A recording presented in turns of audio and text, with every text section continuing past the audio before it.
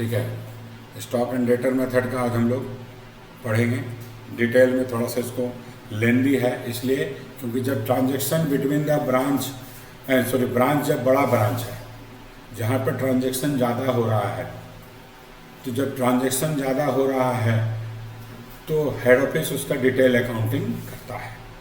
जब छोटा ब्रांच होता है तो डेटर मेथड से काम चल जाता है, लेकिन जब बड़ा ब्रांच है जहाँ ट्रांजैक्शन ह्यूज ट्रांजैक्शन हो रहा है, ठीक है, नंबर ऑफ ट्रांजैक्शन ज़्यादा है, तो उस केस में हम लोग stock and debtor method use करता है। हेड ऑफिस थोड़ा डिटेल में अकाउंट्स मेंटेन करता है। ठीक है, चलिए तो हम लोग मेथड का नाम लिख लेते हैं, कॉपी निकाल लीजिए आप लोग भी। Stock and debtor method.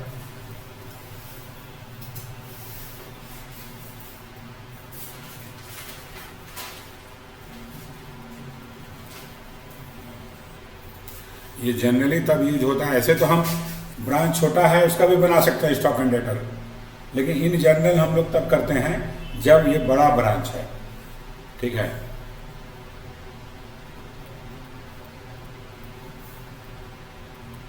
when transaction in the branch is enormous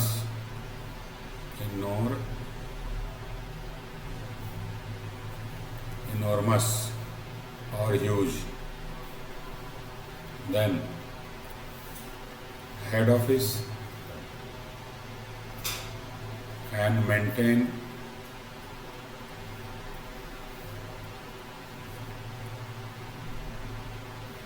books of account of branch। है तो डिपेंडेंट ब्रांच है ना, मेंटेन तो हेड ऑफिस ही करेगा बुक्स ऑफ अकाउंट। ठीक है, क्योंकि डिपेंडेंट ब्रांच में हेड ऑफिस ही मेंटेन करता है बुक्स ऑफ अकाउंट। ठीक है, head office can maintain books of account of branch under stock and debtor method। ठीक है, इसे भी लिखेंगे under stock and debtor method. Under stock and debtor method following accounts are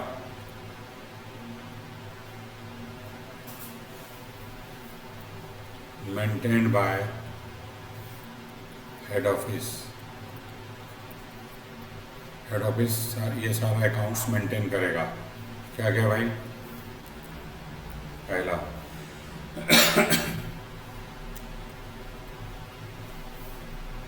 branch stock account,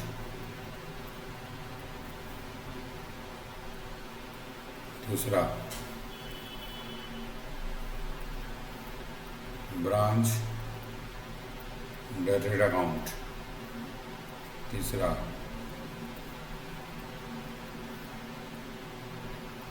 goods sent to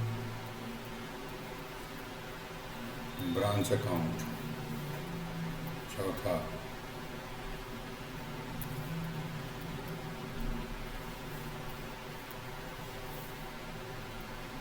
stock reserve account.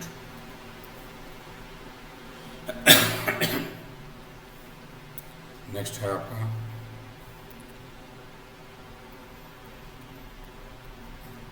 Branch expenses account,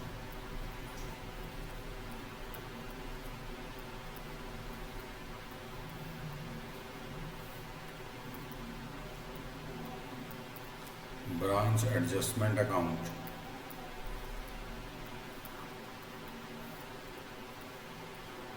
branch profit and loss account.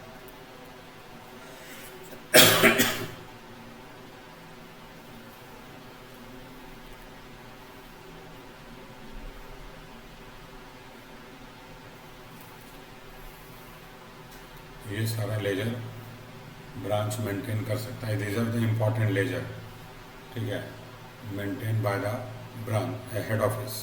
Other ledger जो और maintain कर सकता है, other account, ये generally maintain करता है head office, लेकिन और क्या मेंटेन हो सकता है, तो इसमें अलग से आपको बोल सकता है कि भाई तुम एबनॉर्मल लॉस अकाउंट भी बना के दिखा दो, एबनॉर्मल लॉस अकाउंट, या दूसरे वर्ड में इसी को हम लोग बोल सकते हैं लॉस इन ट्रांजिट अकाउंट। कभी कभी बोल देगा ब्रांच कैश अकाउंट बनाने के लिए, ठीक है।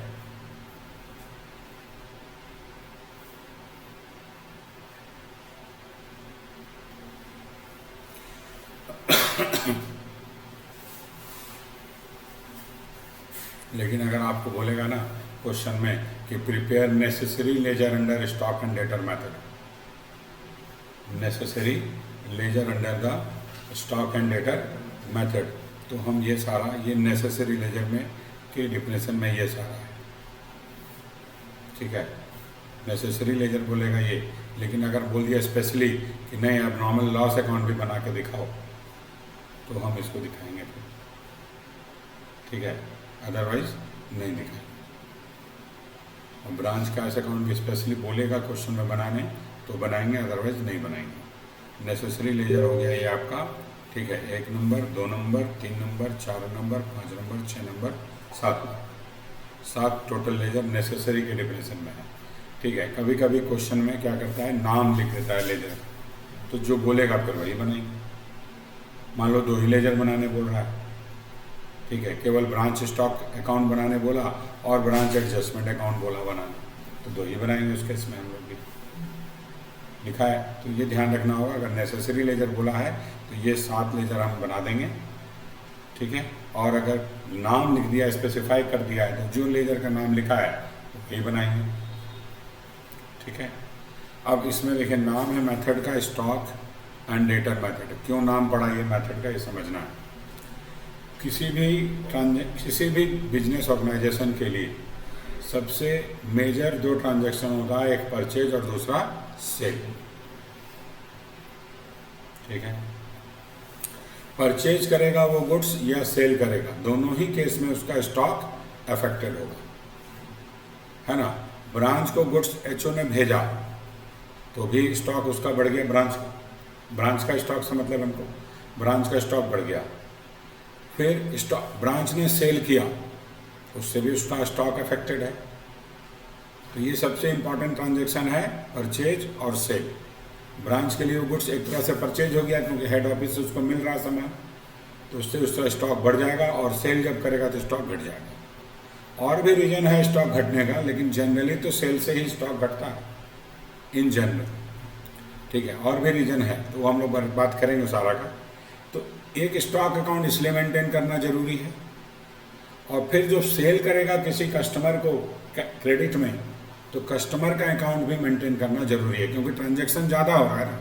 जब गिना चुना ट्रांजैक्शन है तो उसका डेटर का अकाउंट अलग से मेंटेन करने का जरूरत नहीं है, लेकिन जब ज़्यादा नंबर ऑफ ट्रांजैक्शन हो रहा है तो हमको डेटर का भी लेजर अलग से मेंटेन करना पड़ेगा,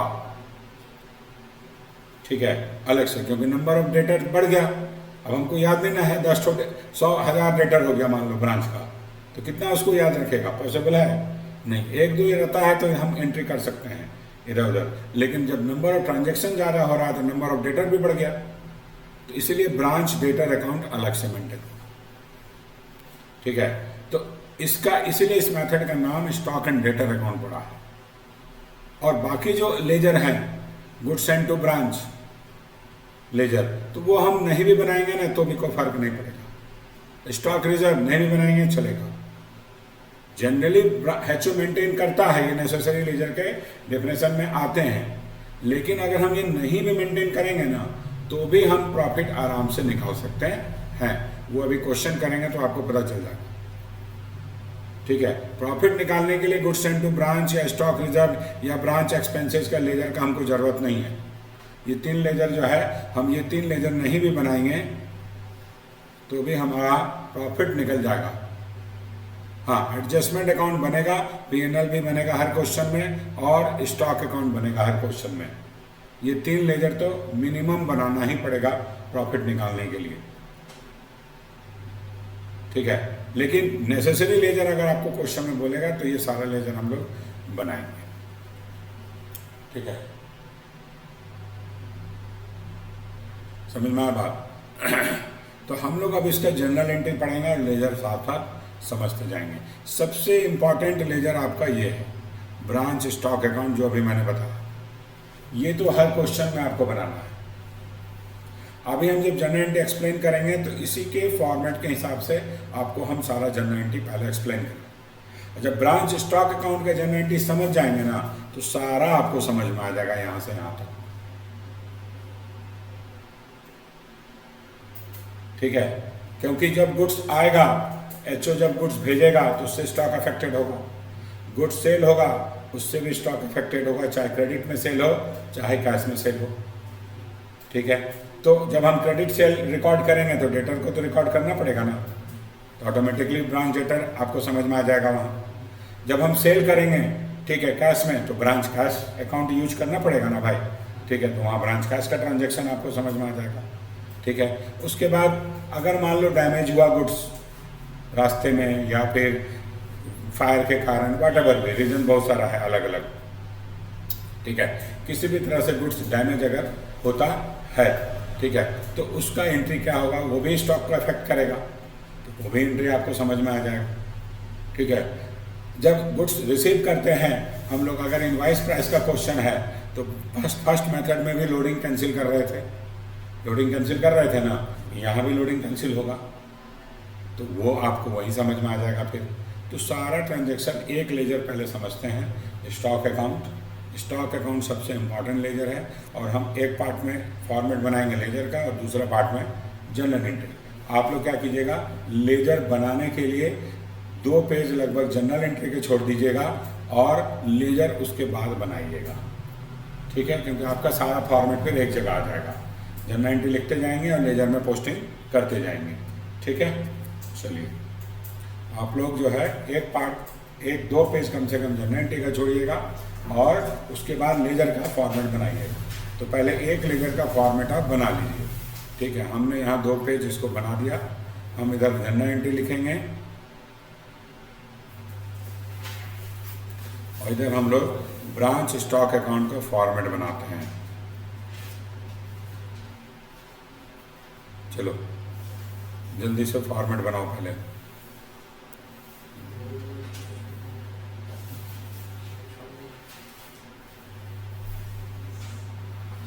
दो पेज जनरल एंट्री के लिए छोड़ दीजिएगा और उसके बाद लेजर का फॉर्मेट बनाइएगा। भाई हम बार बार बोल रहे हैं, फिर हमको मत बोलना कि इधर उधर कहाँ लिखे जनरल एंट्री। जनरल एंट्री सारा लिखेंगे हम लोग, इसीलिए 2 पेज लगभग लग जाएगा, ज़्यादा लग सकता है, लेकिन 2 पेज छोड़िएगा तो 1-2 जनरल एंट्री इधर उधर लिख लेंगे, कोई दिक्कत नहीं है। ठीक है। अब हमारा जो है स्टॉक अकाउंट मेंटेन होगा, तो सबसे पहले स्टॉक का ओपनिंग बैलेंस हम लोग लिख देंगे, टू बैलेंस ब्रॉट डाउन।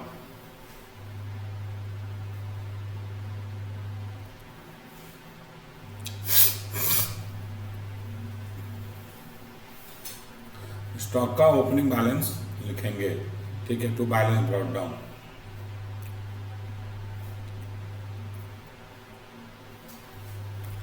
चलो, अब इसके बाद पहला ट्रांजैक्शन, एचओ गुड्स इनवाइस करेगा किसको, ब्रांच को, यानी सेंड करेगा।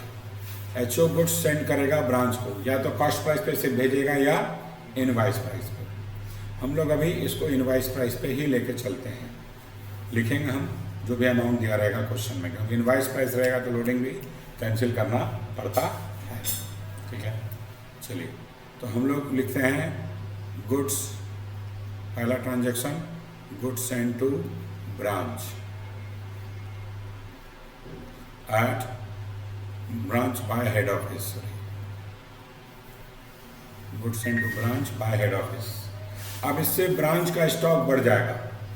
अच्छा, स्टॉक अकाउंट क्या होता है, एसेट्स, एसेट होता है ना स्टॉक, तो उसको बढ़ाने के लिए क्या करोगे, डेबिट करेंगे। एकदम हम आपको पहले बता दिए भाई, अकाउंट्स में कोई नया कॉन्सेप्ट नहीं है किसी भी चैप्टर में, बस फॉर्मेट नया यूज होता है, कॉन्सेप्ट वही चल रहा है, कुछ नया है ही नहीं।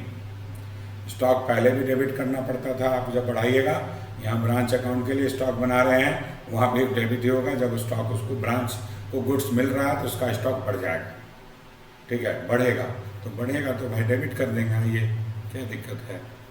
Branch stock account debit to goods send to branch.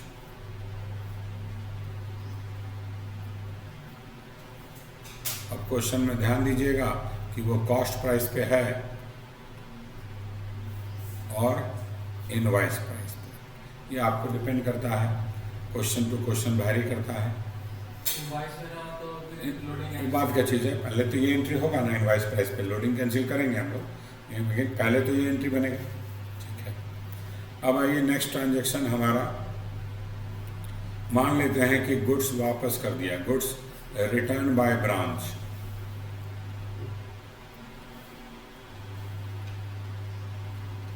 Goods return by branch to head office.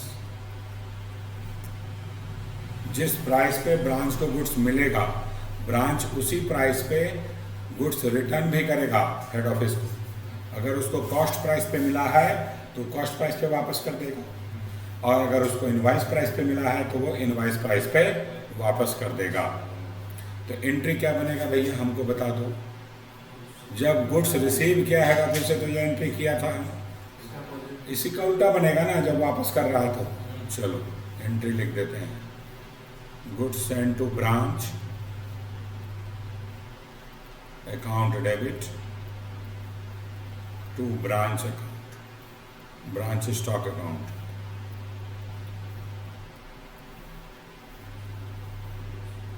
ये आप तो कॉस्ट प्राइस पे होगा ये, और इनवॉइस प्राइस पे होगा, ठीक है। चलिए इसके बाद नेक्स्ट, अब ब्रांच सेल करेगा गुड्स, ठीक है। अब इसका लेजर पोस्टिंग अगर हम ये दो ट्रांजैक्शन का करते हैं तो लेजर पोस्टिंग क्या होगा, डेबिट में आएगा goods send to branch,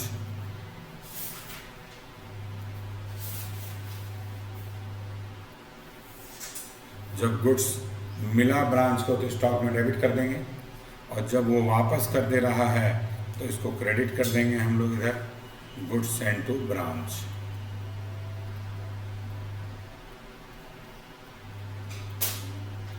ledger posting यही होगा।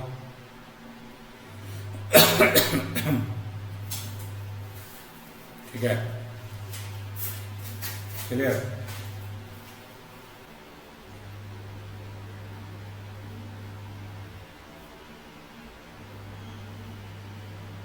चलो इसके बाद next,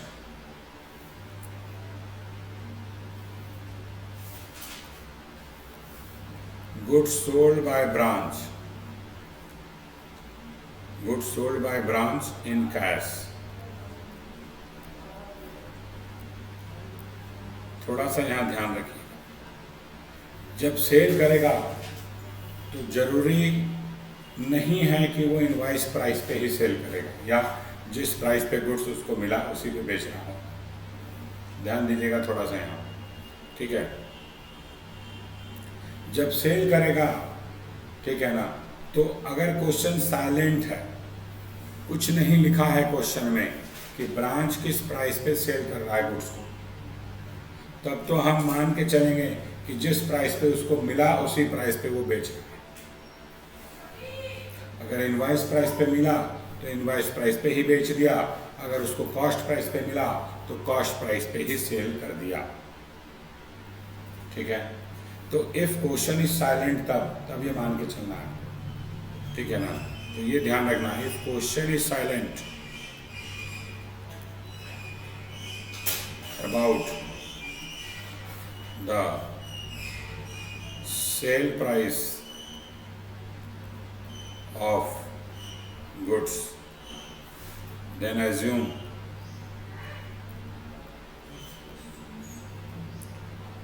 that goods are sold by branch at their cost। Eight there cost का मतलब जो ब्रांच का कॉस्ट है उसे भी बेचा, यानी वो अलग मैटर है, इतना सोचना नहीं। आइदर कॉस्ट प्राइस तो नहीं दिया तो हम कैसे अपने मन से सेल प्राइस लिख देंगे भाई? हाँ, लो क्वेश्चन में लिखा ही नहीं है कि ब्रांच कितने प्राइस पे बेच रहा है, तो हम कैसे मान लेंगे कि वो 100 रुपये का सामान 120 में बेचा? हाँ ठीक है, अगर दिया ही नहीं है तो हम क्या करेंगे? हम अपने मन से नहीं बोल सकते हैं कि 100 रुपये का सामान 120 में बेच दिया हो। आइदर कॉस्ट प्राइस और इनवॉइस प्राइस। ब्रांच का कॉस्ट या तो कॉस्ट प्राइस होगा या इनवॉइस प्राइस होगा। लेकिन अब आप जो क्वेश्चन उठाए वो सही उठाए कि भाई कॉस्ट प्राइस पे अगर उसको मिला है और कॉस्ट प्राइस पे ही ब्रांच बेच देगा, तो इस तरह से क्वेश्चन आएगा ही नहीं। अगर कॉस्ट प्राइस का क्वेश्चन है तो जरूर उसमें लिखा रहेगा कि ब्रांच किस प्राइस पे बेचा। इनवॉइस प्राइस के क्वेश्चन में नहीं लिखा हो सकता है। क्यों? क्योंकि हेड ऑफिस 100 रुपये में 20 रुपया ऐड किया और उसको 120 रुपये में दिया ब्रांच को, तो 20 रुपये तो हेड ऑफिस के पास प्रॉफिट है ही, तो वहाँ हो सकता है साइलेंट हो जाए क्वेश्चन कि सेल प्राइस, इसका मतलब इनवॉइस प्राइस। लेकिन कॉस्ट प्राइस के केस में जरूर रहेगा इंस्ट्रक्शन, तभी ना प्रॉफिट निकलेगा जनरली। लेकिन हम बात कर रहे हैं कि अगर साइलेंट है तो क्या करेंगे? साइलेंट है तो भाई इनवॉइस प्राइस पे अगर गुड्स मिला है इसको तो इनवॉइस प्राइस पे बेचेगा, और अगर कॉस्ट प्राइस पे मिला है तो कॉस्ट प्राइस पे बेचेगा। जिस प्राइस पे मिला है उसी प्राइस पे वो बेच देगा सामान को। ठीक है, तो ये आपको हमेशा मान के चलना है कि तो एंट्री भी उसी हिसाब से हो जाएगा हमारा। तो एंट्री क्या हो जाएगा हमारा सेल करने का? भाई सेल से स्टॉक घटता है, कैश में बेच रहा है वो, कैश में बेचेगा तो क्या आएगा उसके पास? कैश आ जाएगा तुरंत, एंट्री बन जाएगा ब्रांच कैश। हम कैश सेल का एंट्री पहले क्या करते थे? Cash to sales. लेकिन यहाँ पर हम कैश अकाउंट सेल नहीं डालेंगे, यहाँ हम ब्रांच स्टॉक डालेंगे।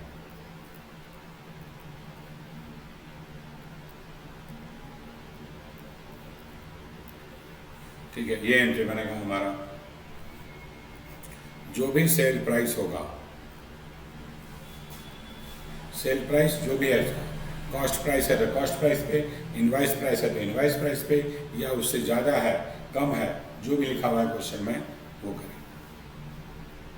ठीक है, अब एक चीज़ हम लोग थोड़ा समझ लेते हैं अलग से, फिर हम आगे इसका आपको बात बताएंगे।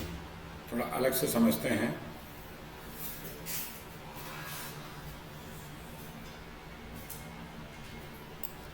इस मेथड में क्या है कि अगर कोई भी एक्स्ट्रा काम हो रहा है, एक्स्ट्रा मतलब जैसे कि हमारा sale price is more than invoice price और sale price is less than invoice price. अगर इस तरह का कुछ दिया हुआ है, किस सिचुएशन में? जब गुड्स उसको भेजा जा रहा है, हमारा goods sent at invoice price है, गुड्स जो भेजा गया वो इनवॉइस प्राइस है, लेकिन जो सेल प्राइस दिया है या तो इनवॉइस प्राइस से ज़्यादा है या कम है। तो इस केस में हमको एक्स्ट्रा जो भी है, मैंने जो भी डिफरेंस हो रहा है कम के कारण या ज़्यादा के कारण, तो जो भी डिफरेंस क्रिएट हो रहा है, difference between sale price and invoice price will be adjusted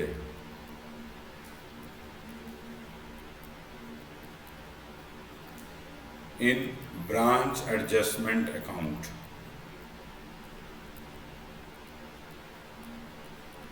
ये ब्रांच एडजस्टमेंट अकाउंट में एडजस्ट करना पड़ेगा आपको। एडजस्टमेंट अकाउंट नाम ही रखा गया है उसका, इसलिए जो भी इधर उधर का जो है ना लोडिंग पोडिंग सब इसी में जाएगा, जो भी हमको एडजस्टमेंट करना है वैल्यू में, ठीक है, वो सारा इसी में जाएगा। इसलिए नाम इसका रखा गया है ब्रांच एडजस्टमेंट अकाउंट, ठीक है। तो अब यहाँ इनवाइस प्राइस पे हमको जब गुड्स मिलता है ना, तो हम ब्रांच स्टॉक अकाउंट को इनवाइस प्राइस पे मेंटेन करते हैं, ठीक है। ये ध्यान रखना है आपको क्वेश्चन बनाते समय। जब इनवाइस प्राइस पे क्वेश्चन है तो branch stock account invoice price पे बनेगा, यानी इसमें हर वैल्यू ये भी ये भी सब चीज इनवाइस प्राइस पे होगा। क्लियर? तो अगर cell price is more than invoice price, अगर सेल प्राइस ज़्यादा है इनवाइस प्राइस से, तो भी हमको ब्रांच एडजस्टमेंट अकाउंट में जाना पड़ेगा, और अगर कम है तो भी जाना, दोनों केस में। क्लियर? ये हम लोग जो है ये याद रखना है। तो अगर एक्सेस है, if cell price is more than invoice price, ठीक है, तो हम सेल का तो एंट्री वही करेंगे जो लिखे अभी, जो सेल का एंट्री वही करेंगे जो लिखे। अगर कैश में सेल करेंगे तो कैश डेबिट होगा, अगर क्रेडिट में सेल करेंगे तो डेटर डेबिट होगा, अंतर इतना ही है, ठीक है। लेकिन उसको एडजस्टमेंट करना पड़ेगा, ठीक है। अगर ज़्यादा है तो जितना ज़्यादा है ना, हम पहले डिफरेंस निकाल देंगे, डिफरेंस को पहले फाइंड कर लीजिए, कितना डिफरेंस है दोनों में, सेल प्राइस और इनवाइस प्राइस में डिफरेंस कितना है, ये निकाल लेंगे। और उसके लिए फिर हम लोग को एंट्री करना पड़ेगा branch stock account debit to branch adjustment. Difference amount से ये एंट्री होगा, ये एंट्री बनेगा डिफरेंस अमाउंट। हाँ, sale price is more than, अगर मान लो एग्जांपल के लिए मान लो यहाँ ब्रांच कैश लिखे, कैश सेल का पोस्टिंग इधर होगा, सेल करने से स्टॉक घटेगा तो इधर क्रेडिट में लिखेंगे। मान लो हमारा 12,000 है, और ये 12,000 ना, इसमें 2,000 जो है मोर देन इनवाइस प्राइस है, मोर देन आईपी सपोज 2,000 है, तो ये वैल्यू इनवाइस प्राइस पे नहीं है, इसका मतलब 12,000 नहीं है, 2,000 ज़्यादा है ना इनवाइस प्राइस से, तो इसको 2,000 कम करना पड़ेगा। हम इसको घटा के नहीं लिखेंगे यहाँ, हम इधर लिख देंगे टू ब्रांच एडजस्टमेंट 2,000 हो जाएगा एडजस्टमेंट, ठीक है। तो ये वैल्यू ऑटोमेटिकली फिर ये पूरा लेजर इनवाइस प्राइस पे आ गया। 12,000 ज़्यादा था इनवाइस प्राइस से 2,000 रुपये, लेकिन हम इसको इधर लिख दिए 2,000, तो ये एडजस्ट हो जाएगा, ठीक है। तो ये अगर ऐसा कुछ दिया है क्वेश्चन में इंस्ट्रक्शन तब, ठीक है। इसका उल्टा भी हो सकता है। उल्टा क्या भाई, कि सेल प्राइस लेस देन है,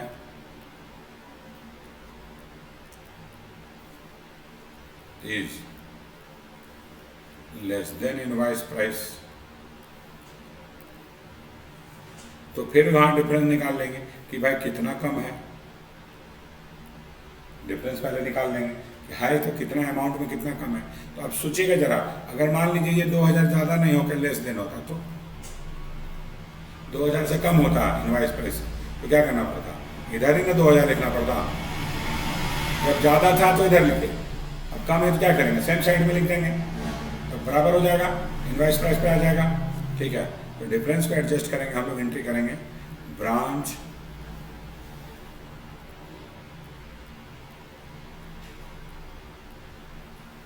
adjustment account debit to branch stock account.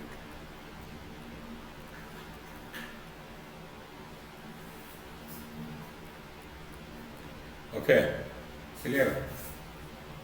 चलो लिख लो जल्दी से। ये अलग से लिखिएगा, नॉर्मल जनरल एंट्री नहीं है, लेजर के बाद लिखिएगा, 2 पेज लेजर का छोड़ दीजिए, ठीक है, उसके बाद लिखिएगा इसको। ये हम इसलिए अभी बताएं क्योंकि सेल प्राइस ज़्यादा कम कुछ भी हो सकता है, ठीक है ना। या वहीं लिख लीजिए जहाँ जनरल एंट्री लिखे हैं वहाँ भी लिख सकते हो, लेकिन ये हेडिंग जरूर दे देना, नहीं तो फिर दिक्कत हो जाएगा, ठीक है। ये पूरा हेडिंग दे के वहीं लिख दो जहाँ जनरल एंट्री लिख रहा है, ठीक है।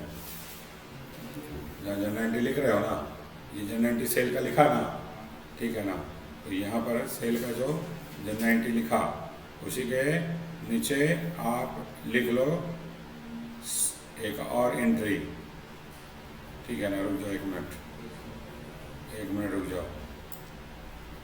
यहाँ ब्रांच कैश सेल का लिखा ना, और अगर गुड्स सोल्ड ऑन क्रेडिट होगा तो एंट्री क्या बनेगा, गुड्स सोल्ड ऑन क्रेडिट। इसको पहले लिख लो, फिर वो एडजस्टमेंट एंट्री लिखना, ठीक है। एंट्री बनेगा branch debtor account debit to branch stock account. इतने में अंतर आएगा, जो भी सेल प्राइस होगा उससे ये एंट्री बनेगा। ये एंट्री पहले लिख लो, फिर उसको लिख लेना।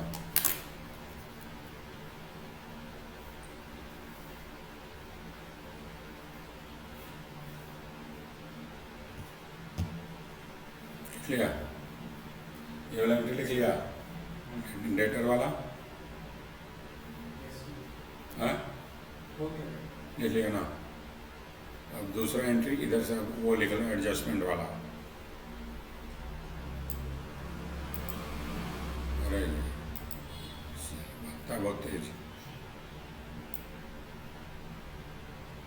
चलो ये लिख लो, ऊपर से लिखना। मेरा हेडिंग देना good sent at invoice price. अगर इनवाइस प्राइस पे भेजा गया और sale price more than invoice price है या लेस देन है, हम डिफरेंस निकाल लेंगे between sale price and invoice price का, उसको एडजस्ट करेंगे ब्रांच एडजस्टमेंट।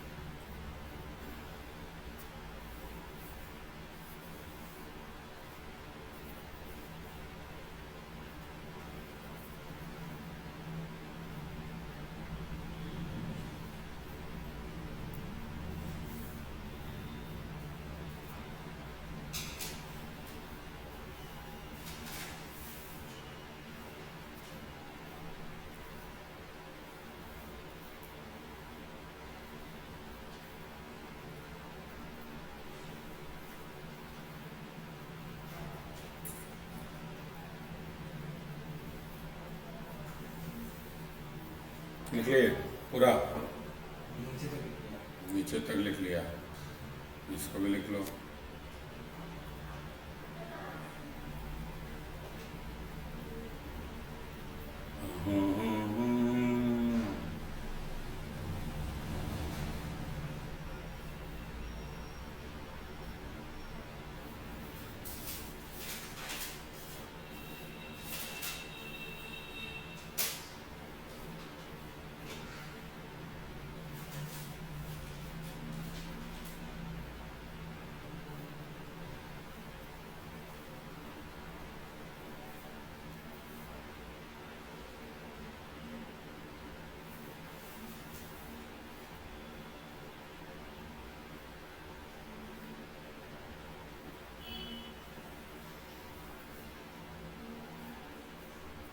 क्लियर, समझ में आया बात? ज़्यादा है, एकदम सिंपल है। 12,000 अगर मोर देन इनवॉइस प्राइस है तो उसको कम करने के लिए डेबिट में लिखना पड़ेगा। अगर 12,000 लेस देन इनवाइस प्राइस है तो हमको उसको इनवाइस प्राइस के बराबर कर देना है, ठीक है। सेम केस अगर कॉस्ट प्राइस पे गुड्स भेजा जा रहा है लेकिन cell price is more then cost price, goods भेजा जा रहा है कॉस्ट प्राइस पे लेकिन cell price is more then cost price, तो जब भेजा जा रहा है कॉस्ट प्राइस पे ना तो branch stock account cost price पे ही बनेगा, ठीक है। तो अगर लेकिन बेचा जब ब्रांच उसको तो मोर देन कॉस्ट प्राइस पे बेचा, ओके। तो अगर कॉस्ट प्राइस पे ज्यादा पे बेचेगा तो फिर तो गड़बड़ हो जाएगा, सेल प्राइस ज्यादा हो गया तो लेजर को फिर से मेंटेन करना है कॉस्ट प्राइस पे, तो क्या करेंगे, उसका एंट्री करेंगे उसी तरह से, ठीक है। तो वो भी हम यहाँ लिख देते हैं, आइए।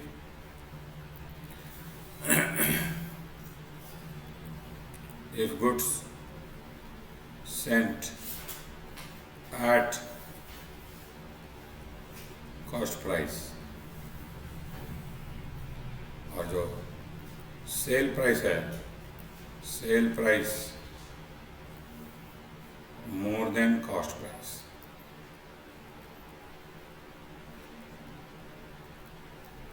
ऐसा इसलिए कर रहे हैं क्योंकि हमको ब्रांच स्टॉक अकाउंट उसी प्राइस पे मेंटेन करना है जिस प्राइस पे उसको गुड्स मिल रहा है। नहीं करेंगे तो डिफरेंस क्रिएट हो जाएगा। अब डिफरेंस को कहाँ डालेंगे फिर हम भाई, हमको स्टॉक अकाउंट तो हमेशा उसी प्राइस पे होता है ना। जनरली कोई भी सामान हम खरीदते हैं जो हमारा कॉस्ट है उसी पे मेंटेन करते हैं। ब्रांच भी एक तरह से खरीद ही नहीं रहा है एचओ से, उसको मिल रहा है, तो ब्रांच का जो कॉस्ट है स्टॉक उसी कॉस्ट प्राइस, उसी कॉस्ट पे रहेगा, आइदर वो इनवाइस प्राइस है या कॉस्ट प्राइस है। अगर डिफरेंस क्रिएट हो रहा है तो उसको एडजस्ट करना पड़ेगा, ठीक है। तो अब यहां मान लेते हैं कि कॉस्ट प्राइस पे अगर गुड्स मिला उसको, ठीक है, और sale price more then cost price है, तो सेल प्राइस से तो एंट्री कर दिए सेल का हम, क्रेडिट साइड बढ़ गया।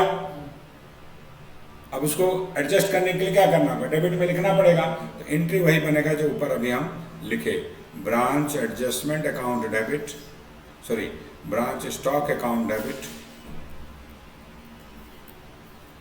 टू ब्रांच एडजस्टमेंट, ये लिखे थे कम करने के लिए।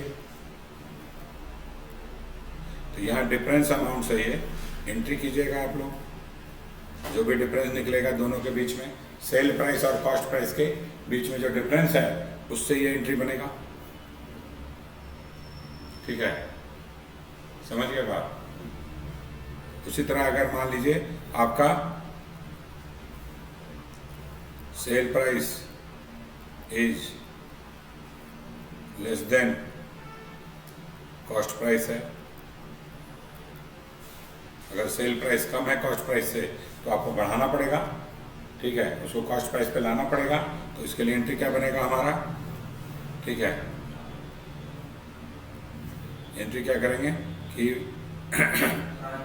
Branch adjustment account debit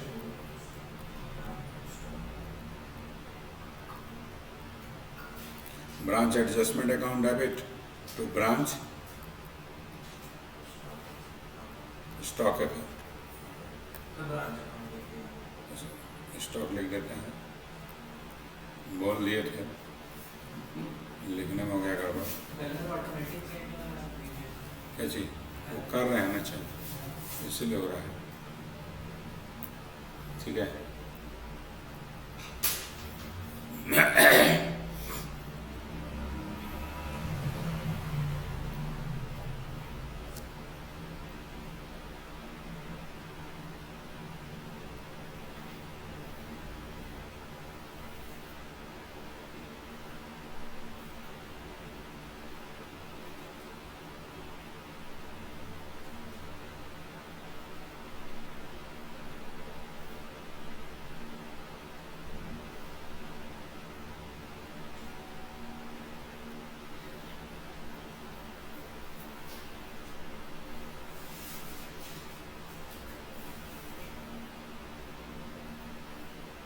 clear,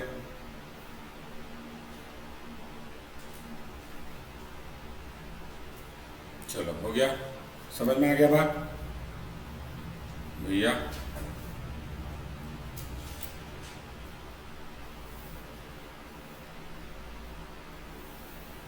अब हम लोग ब्रांच गुड सेल कर दिया, सेल करेगा तो स्टॉक कम होगा, ये नॉर्मल चीज़ है, कुछ ऐसा नहीं है कि नहीं समझ में आएगा। अब सारा का लेजर पोस्टिंग कर देते हैं, बाकी है लेजर पोस्टिंग का काम, है ना जी। लेजर पोस्टिंग करते हैं, चलो लेजर पोस्टिंग करो सारा।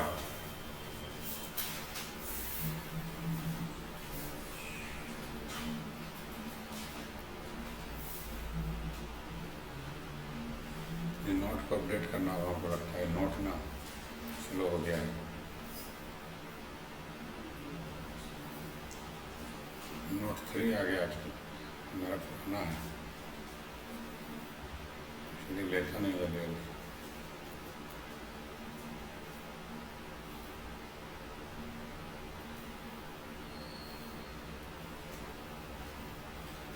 ब्रांच कैश करेंगे कब, जब कैश सेल होगा।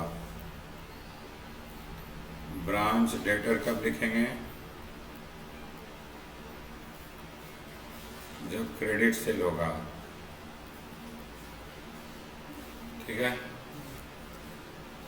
फिर इधर टू ब्रांच एडजस्टमेंट कब आएगा, ये हम ब्रैकेट में लिखते हैं, व्हेन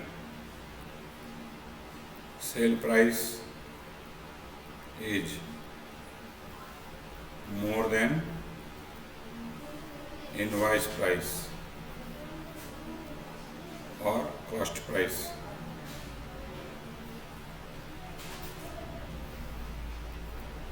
ठीक है, तब आएगा इधर। इधर ब्रांच एडजस्टमेंट कब आएगा,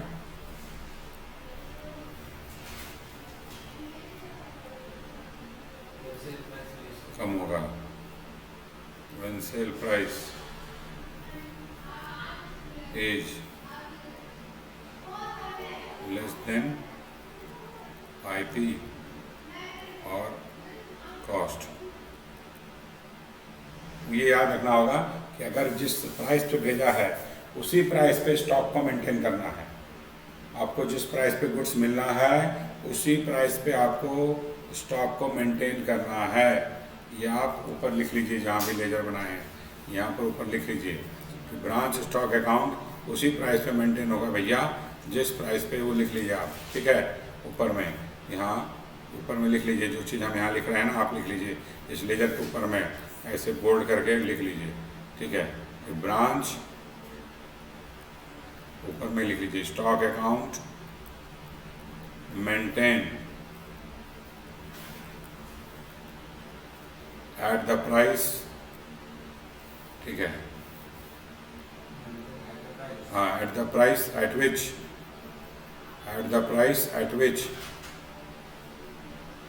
विच goods sent by head office to branch. ये लिखना है आपको पूरा, ओके, समझ गया बात। At the price at which head office send goods to branch, ये आप इस तरह से लिख लीजिए। और ये हर क्वेश्चन में आपको याद रखना है स्टॉक अकाउंट मेंटेन बनाने के समय। ब्रांच स्टॉक अकाउंट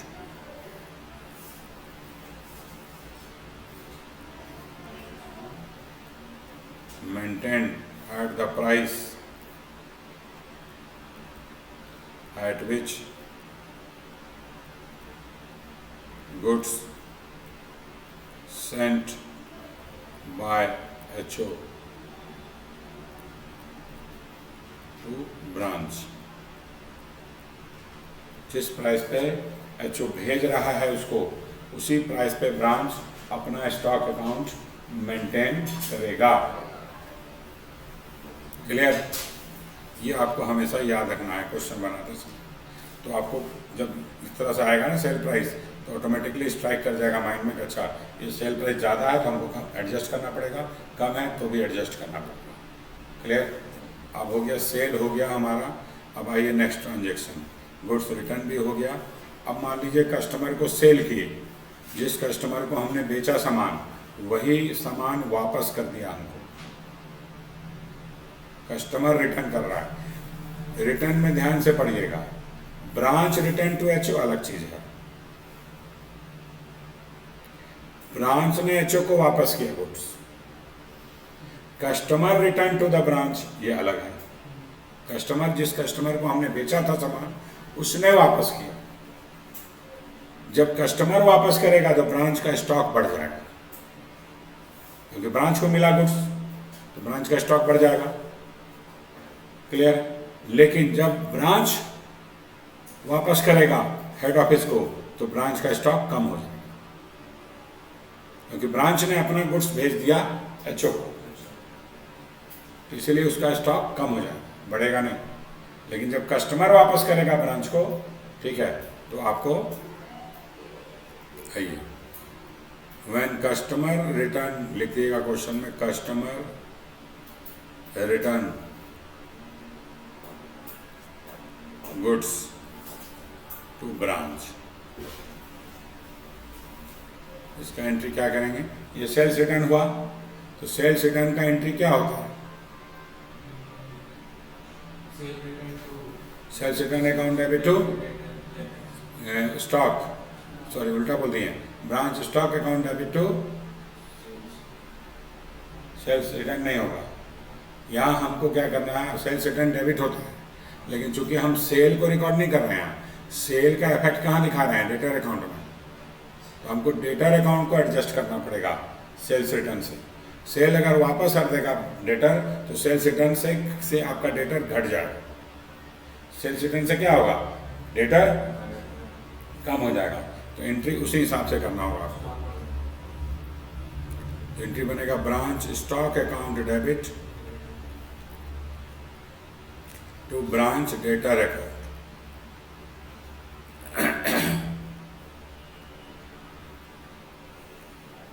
ये एंट्री बनेगा।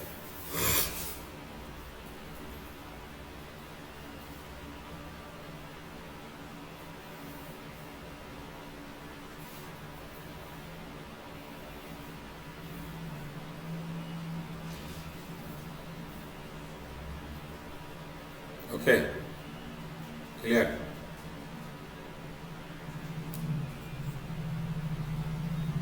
तो customer return goods to branch, इसका एंट्री है बनेगा।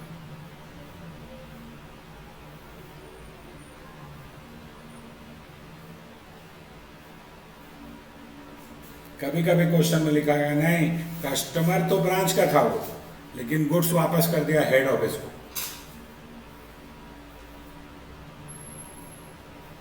कस्टमर रिटर्न, ब्रांच का कस्टमर वापस कर दिया गुड्स हेड ऑफिस को, ब्रांच को ना वापस करके हेड ऑफिस को वापस कर दिया।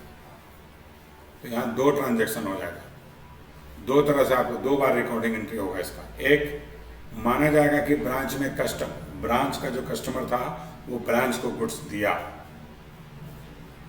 और फिर दूसरा एंट्री बनेगा कि भाई कि ब्रांच ने गुड्स वापस कर दिया हेड ऑफिस को। तो दो एंट्री बनाना पड़ेगा, क्योंकि था तो कस्टमर ब्रांच का, customer account head office maintain कर रहा है ब्रांच के बिहाफ में, तो उसका कस्टमर अकाउंट यानी डेटर अकाउंट को भी तो एडजस्ट करना पड़ेगा। इसलिए दो बार रिकॉर्डिंग एंट्री होगा। अगर ऐसा कभी भी क्वेश्चन में लिखा रहेगा तो दो जनरल एंट्री बनाना पड़ेगा आपको, एक बार सेल्स रिटर्न का और दूसरा return by branch to HO का। Okay,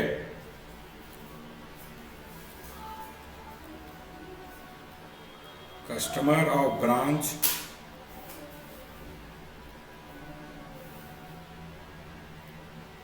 return goods to HO.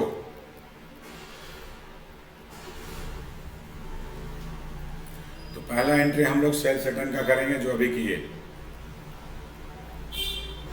Branch stock account debit to debtor यानी ब्रांच डेटर, और दूसरा एंट्री होगा ये, चूंकि गुड्स चला गया एचओ के पास, तो वो माना जाएगा goods return by branch to HO. ठीक है, तो ये माना जाएगा, तो एंट्री बन जाएगा फिर हमारा गुड्स सेंड टू ब्रांच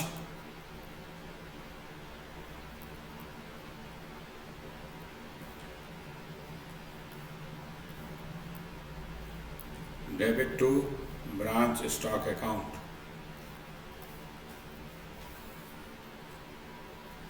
सारा लेजर पोस्टिंग करो जी, लेजर पोस्टिंग हम लोग का बाकी है, लेजर पोस्टिंग करते जाइए भैया। ये हम यहाँ तक कर लिए, ठीक है। अब रिटर्न, सेल्स रिटर्न का लेजर पोस्टिंग करते हैं to branch debtor. Sales return मत लिखिएगा क्योंकि थोड़ा सा फॉर्मेट है ना, ये रिटर्न बाय कस्टमर है। ये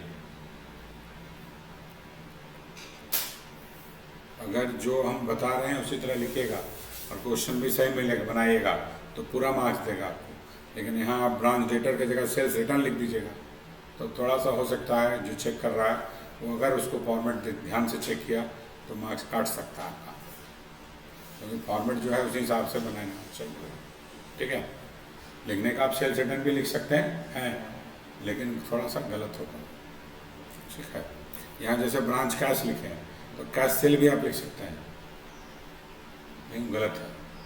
फॉर्मेट जो हमको बोलता है उसे है अमाउंट कैश सेल का ही आएगा, लेकिन अकाउंट क्रिएट हो रहा है ब्रांच कैश, जो कैश सेल से पैसा आया गया ब्रांच कैश में। ठीक है,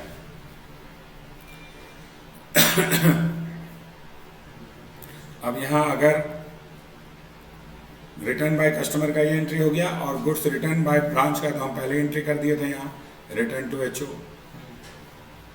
तो यहाँ अगर ये दोनों दिया रहेगा तो ये दोनों एंट्री कर दीजिएगा, अलग से लेजर पोस्टिंग करने का जरूरत नहीं है।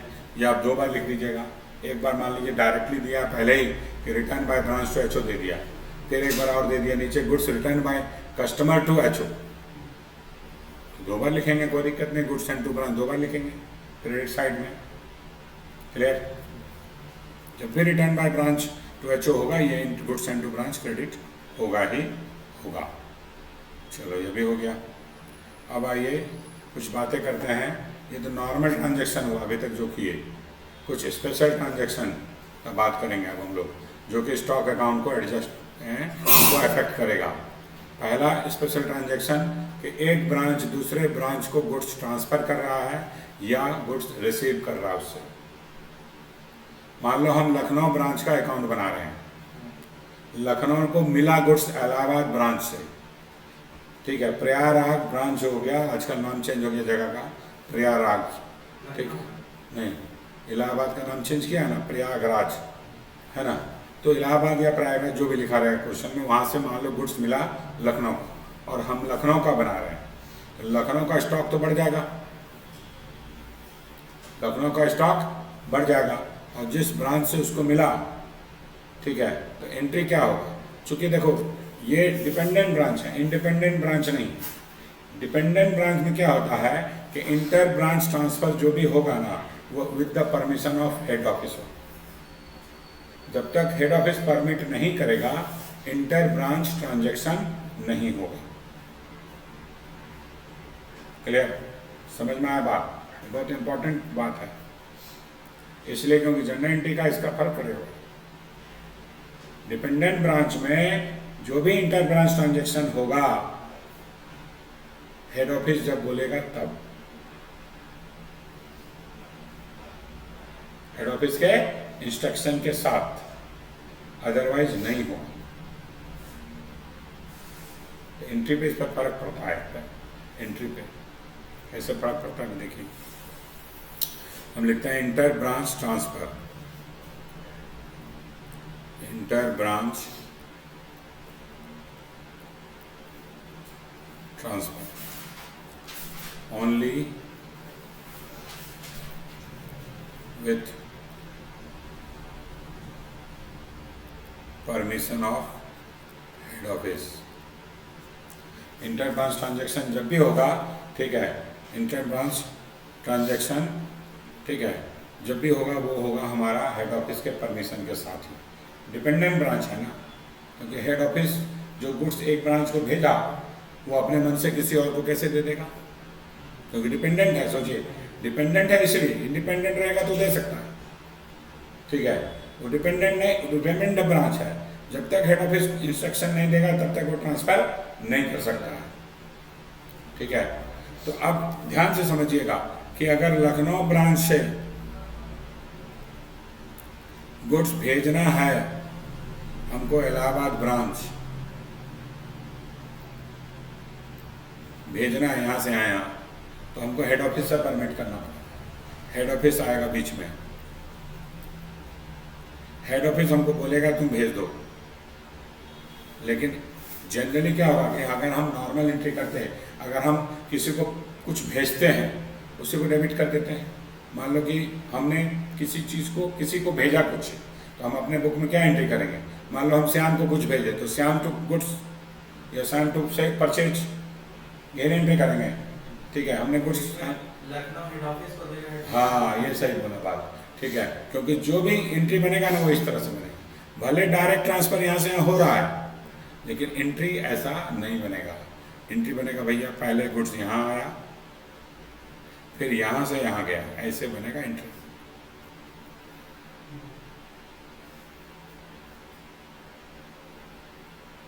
क्लियर? तो अगर लखनऊ भेज रहा है इलाहाबाद को, तो यहाँ माना जाएगा कि नहीं, गुड्स हेड ऑफिस को वो भेजा।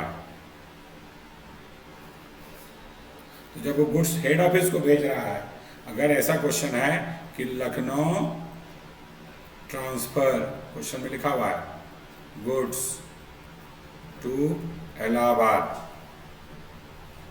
₹20,000 का,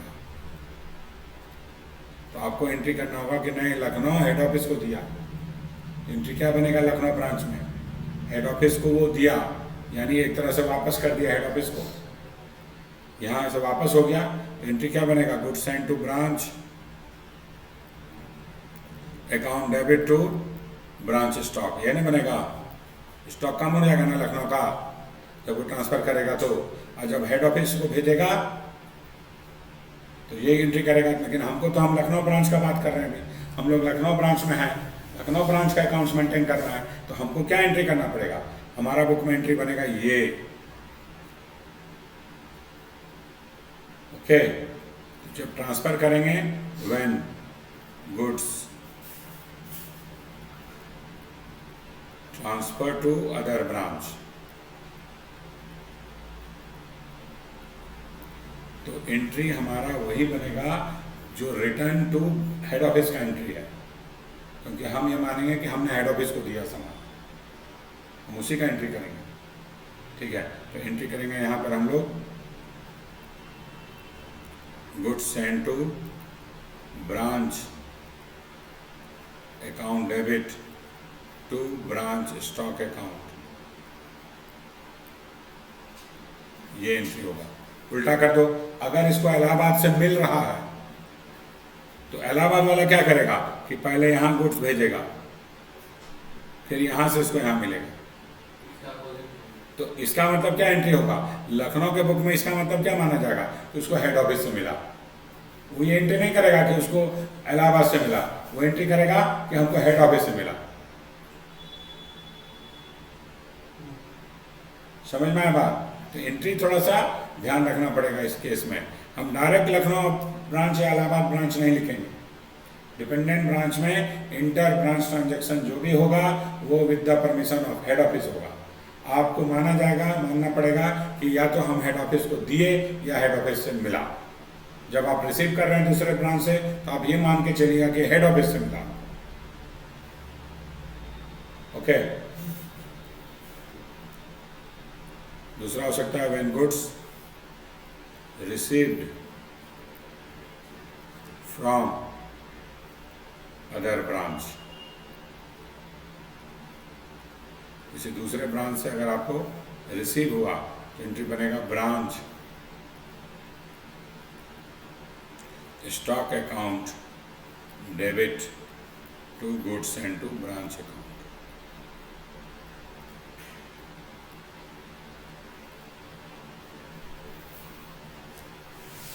ठीक है,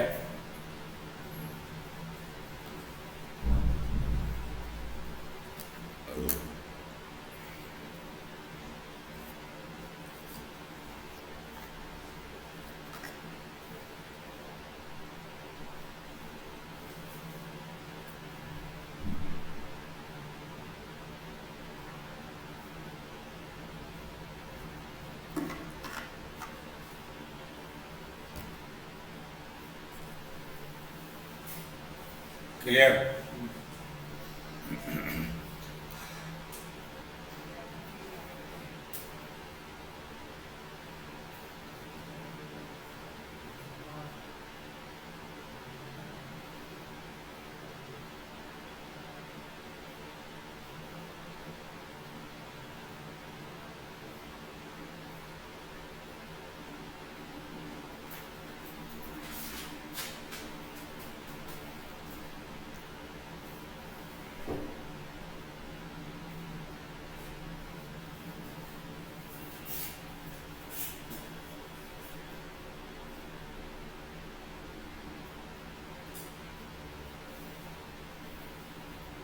क्लियर? कोई दिक्कत नहीं, ये हमेशा ध्यान में रखना है आपको। उसी बेसिस पे ये एंट्री बन रहा है कि अगर मिल रहा है, हाँ लोस्टिंग पोस्टिंग करेंगे, कहने करेंगे, जरूर करेंगे, लेजर पोस्टिंग करते हैं। अगर मिल रहा है तो डेबिट कीजिएगा to goods and to branch.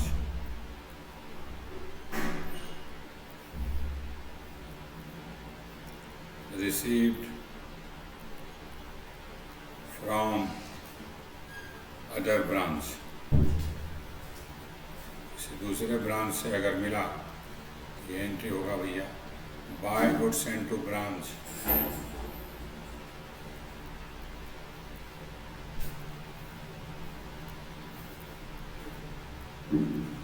Transfer to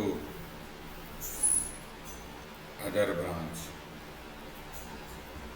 ठीक है, इसका अमाउंट यहाँ आ जाएगा।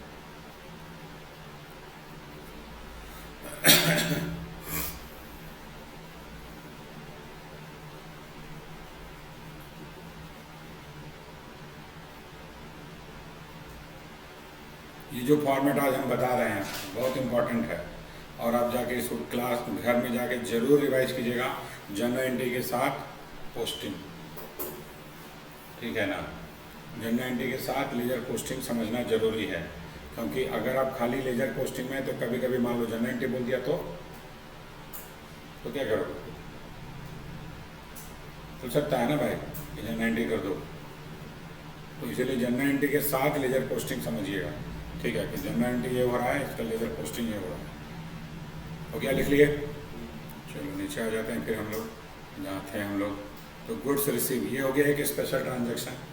दूसरा स्पेशल ट्रांजैक्शन आपका कभी कभी क्वेश्चन में गुड्स इन ट्रांजिट दे देता है।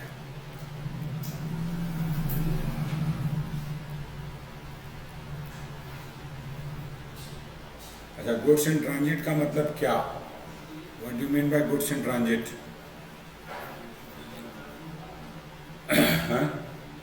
गुड्स इन ट्रांजिट का मतलब क्या?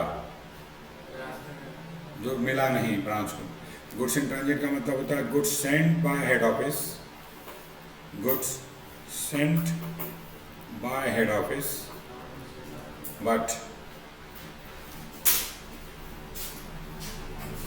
Not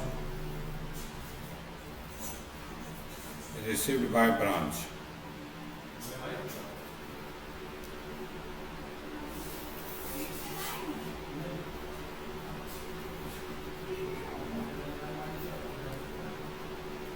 Goods sent by head office but not received by branch, ठीक है, during the accounting year.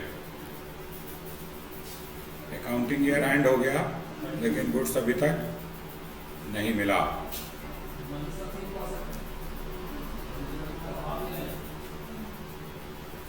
During the accounting year,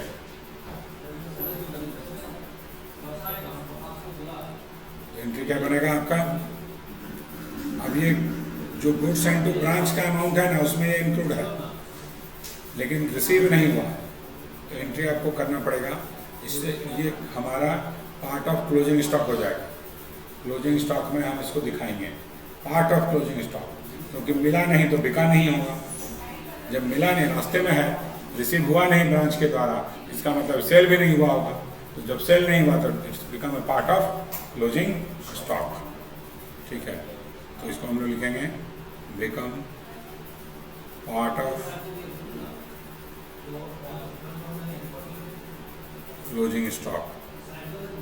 तो अब आपको क्वेश्चन में ध्यान से समझना हो, अगर क्लोजिंग स्टॉक क्वेश्चन में पहले से दे दिया है, ठीक है ना, तो आपको इसमें ऐड करना पड़ेगा इसको।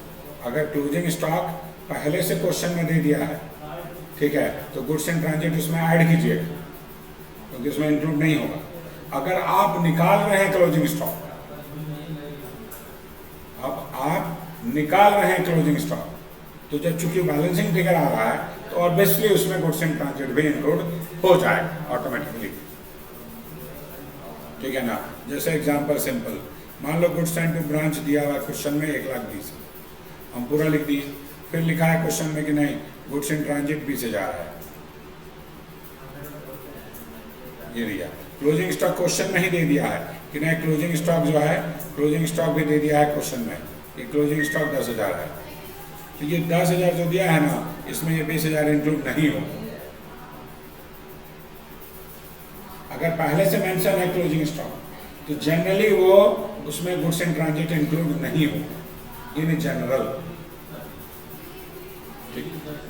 ठीक है, तो जब हम यहाँ क्लोजिंग स्टॉक लिखेंगे तो 10,000 लिखे और plus goods in transit add कर दिए, दोनों मिलाकर 30,000। ठीक है, समझ में आया बात? लेकिन अगर नहीं दिया हुआ है, आप निकाल रहे हैं बैलेंसिंग फिगर स्टॉक का, वो आपका क्लोजिंग स्टॉक बन रहा है, तब तो ऑब्वियसली इंक्लूड होगा ना, क्योंकि जब हम गुड्स एंड टू ब्रांच पूरा लिख दिए इस साइड में, डेबिट साइड में पूरा लिखे हैं, तो जब बैलेंसिंग फिगर निकाल रहे हैं तो ऑब्वियसली उसमें गुड्स इन ट्रांजिट भी इंक्लूड हो जाएगा, क्योंकि इसमें तो इंक्लूड है ना। इस 20,000 में 1,20,000 में तो इंक्लूड है ना 20,000 रुपया। तो जब बैलेंस निकालोगे इधर, तो जो बैलेंस निकलेगा वो तो टोटल क्लोजिंग स्टॉक निकलेगा ना, इंक्लूडिंग गुड्स इन ट्रांजिट। ये ध्यान में रखना होगा क्वेश्चन बनाते समय। ठीक है, तो अगर ऑलरेडी मेंशन है क्लोजिंग स्टॉक तब हम उसमें ऐड करेंगे।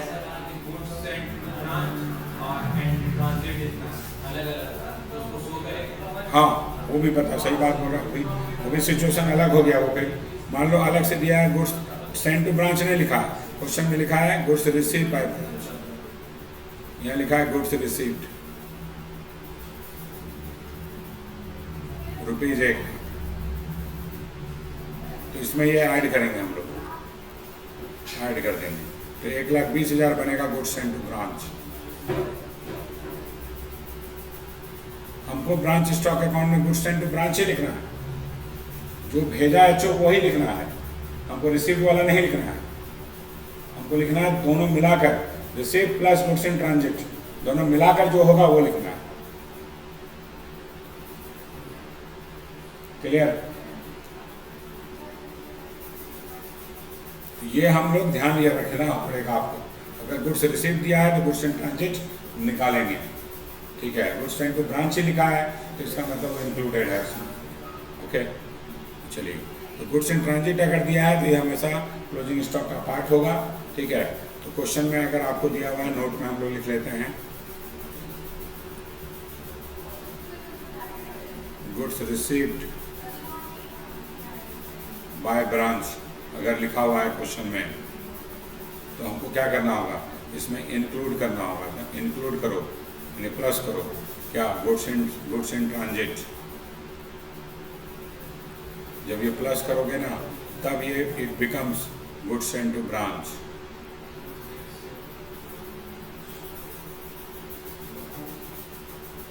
गुड्स रिसीव बाय ब्रांच लिखा है तो उसमें ऐड करो आप इसको, ये करना पड़ेगा आपको।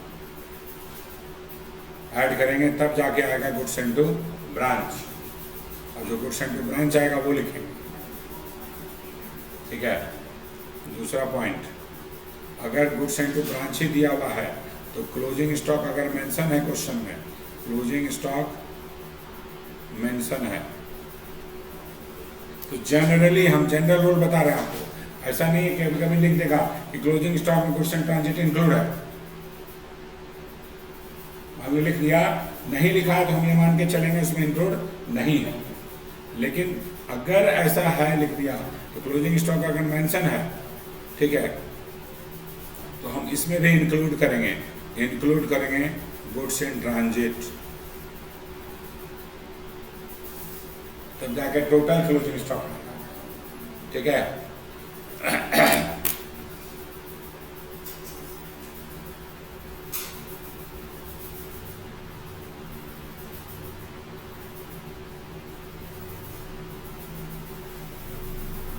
ओके, तीसरा पॉइंट हो गया कि अगर हम कैलकुलेट कर रहे हैं, अगर हम बैलेंसिंग फिगर निकल रहा है, अगर बैलेंसिंग फिगर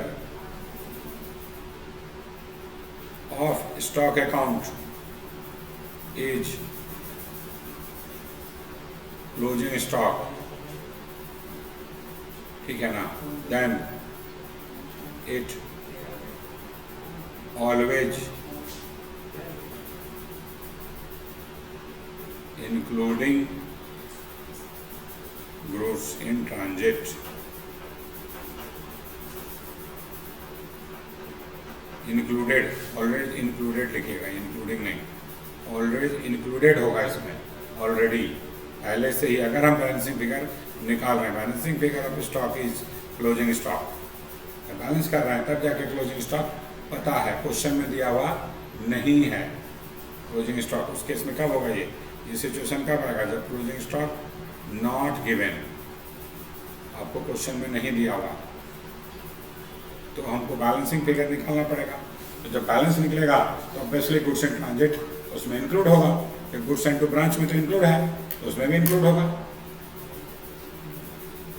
ठीक है,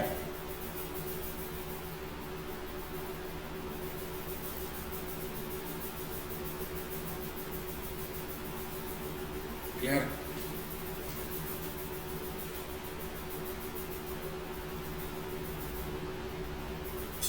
अब लिख लिया जी।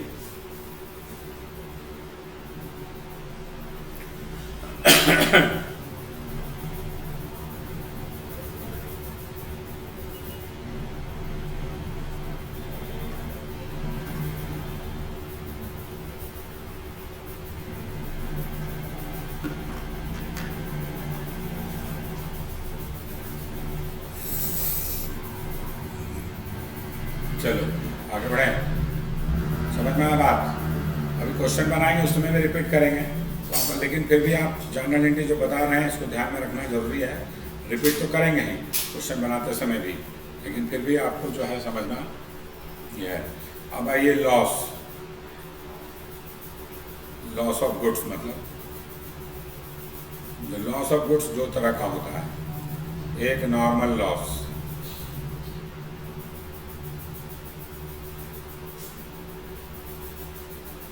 नॉर्मल लॉस, नॉर्मल लॉस का मतलब होता है ऐसा लॉस जो पहले से आप उम्मीद मान कर चल रहे हैं, उम्मीद है कितना तो डैमेज होगा ही, कुछ गुड्स का नेचर ही ऐसा है कि उतना लॉस वो करके जाएगा। ठीक है, जैसे फ्रूट्स वगैरह हो गया, कोई फ्रेजाइल नेचर का मटेरियल है, ठीक है, जैसे कोई सामान ग्लास का है, आप एक जगह से दूसरी जगह भेज रहे हैं, हो सकता है कुछ चांसेस है कि कुछ सर्टेन परसेंटेज डैमेज हो जाए। तेल आप भेज रहे हैं एक जगह से दूसरी जगह, तो हो सकता है सर्टेन परसेंटेज लीकेज हो जाए, नॉर्मल लॉस हो गया वो, जो due to the nature of goods, nature of goods के कारण जो लॉस होता है, जिसको आप अवॉइड इन जनरल नहीं कर सकते, नहीं कर सकते हैं अवॉइड, चाहे कुछ भी कर लीजिए उतना डैमेज होगा ही। अब ट्रक में केला आ रहा है, एक कांधे के ऊपर दूसरा कांधे, दूसरा कांधे के ऊपर तीसरा कांधे, तो जो सबसे नीचे है वो तो कुछ डैमेज होगा ही, ऐसा हो ही नहीं सकता नहीं डैमेज होगा। ठीक है, तो कुछ गुड्स का नेचर ही ऐसा होता है जो कि डैमेज होना ही होना है। तो हम एक्सपीरियंस से ये सीखते हैं कि 2 बार 3 बार 4 बार जब भेजें तो हर बार फोन आया सर 2 कांधी बर्बाद हो गया,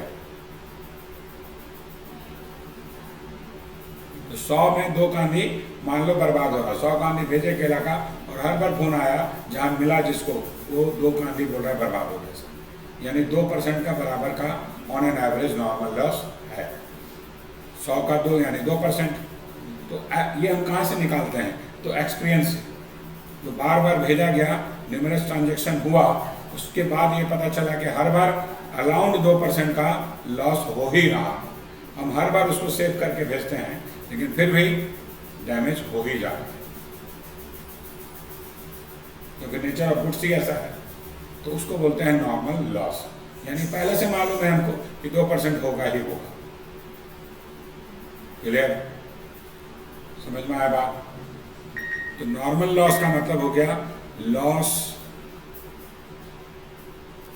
due to nature of goods. इसको दूसरे वर्ड में बोल सकते हैं एक्सपेक्टेड लॉस। ठीक है, एक्सपेक्टेड है, ये दूसरे वर्ड में बोल सकते हैं अनअवॉइडेबल, जो अवॉइड हो ही नहीं सकता। चाहे कुछ भी कर ले रहे हैं, प्रिकॉशन हर बार आप ज़्यादा प्रिकॉशन ले रहे हैं फिर भी डैमेज हो जाए। ठीक है, तो वो हो गया unavoidable expected loss, a loss due to the nature of goods. तो अब नॉर्मल लॉस का हम लोग क्या करेंगे यहाँ पर,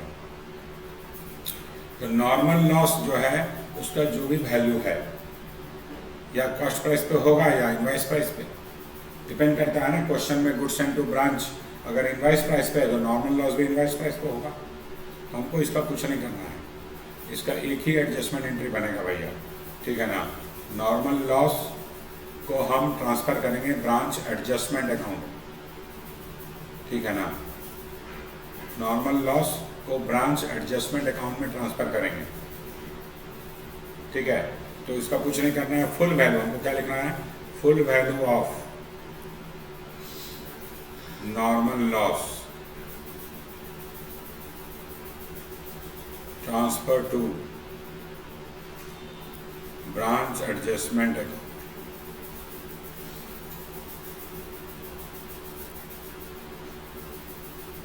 एंट्री बन जाएगा इसका क्या, branch adjustment account debit to branch stock account. Stock तो कम होगा ही ना, चाहे गुड्स नॉर्मल डैमेज हो चाहे सेल करो, स्टॉक तो घटेगा ही ना। इसीलिए स्टॉक अकाउंट को क्रेडिट करेंगे और ये ट्रांसफ़र होगा branch adjustment account to branch stock account. Full value, उसमें आपको ये नहीं देखना है कि इनवाइस प्राइस का है तो उसमें कॉस्ट कितना है, कितना लोडिंग है, कुछ नहीं करना है। जितना आपका नॉर्मल लॉस है इनवाइस प्राइस पे भी है अगर, तो उसको हम फुल वैल्यू ट्रांसफ़र करेंगे, पूरा का पूरा इनवाइस प्राइस ट्रांसफ़र हो जाएगा ब्रांच एडजस्टमेंट अकाउंट में। स्टॉक अकाउंट को क्रेडिट कर देंगे क्योंकि स्टॉक तो कम हो गया है जितने वैल्यू का गुड्स डैमेज हुआ। क्लियर। अब आइए दूसरा पार्ट कि भाई दूसरा गुड्स जो होगा वो abnormal loss.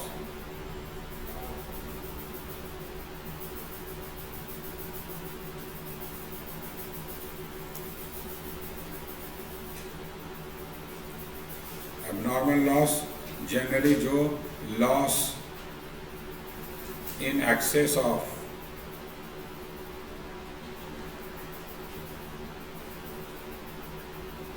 Normal loss, normal loss से जो ज़्यादा लॉस होगा उसको बोलेंगे हम लोग एबनॉर्मल लॉस। यानी अनएक्सपेक्टेड हो गया ना, हम सोचे थे 2% हमारा हर बार 2% डैमेज होता था, इस बार किसी कारण से मान लो रास्ते में पानी बहुत बढ़ गया। ठीक है, पानी बहुत ज़्यादा आ गया तो गिर गया, सामान भीग गया हमारा, हम सेफ्टी लिए थे फिर भी डैमेज किया पानी, तो उसके कारण जो लॉस हो गया वो एबनॉर्मल हो।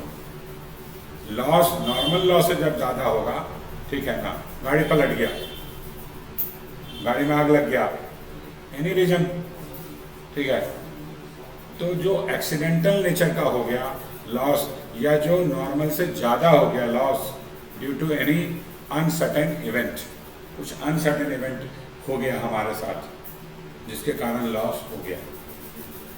ओके, तो लॉस ऐसा लॉस जो कि नॉर्मल से ज़्यादा है यानी अनएक्सपेक्टेड है।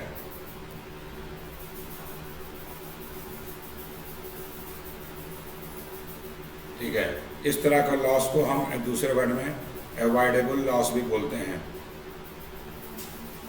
अरे तरीके,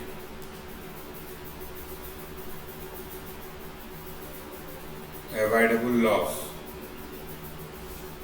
अब नॉर्मल लॉस अगर इनवाइस प्राइस का क्वेश्चन है, ठीक है ना, अगर इनवाइस प्राइस का है तो आपको क्या करना होगा, इसका दो पार्ट करना होगा। इसका कॉस्ट अलग कर दीजिए, इफ इनवाइस प्राइस, इसको कॉस्ट को अलग कीजिए और फिर इसका लोडिंग अलग कर दीजिए।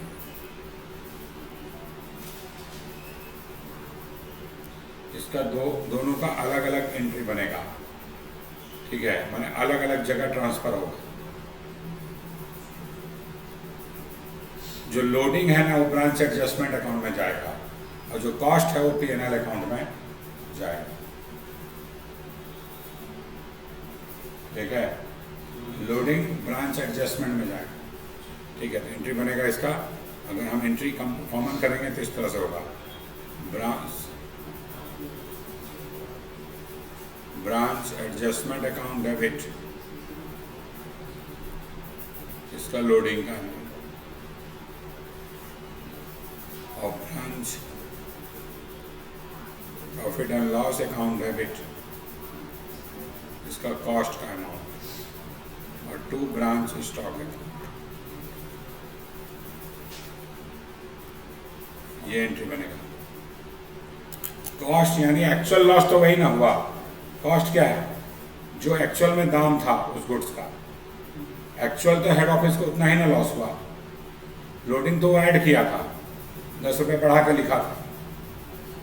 ठीक है, 10 रुपया तो वो ब्रांच एडजस्टमेंट में कैंसिल कर देगा, और जो 100 रुपया है वो जाएगा पीएनएल में, एक्चुअल जो कॉस्ट है उसका।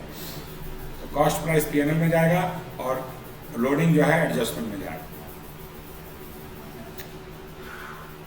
क्लियर?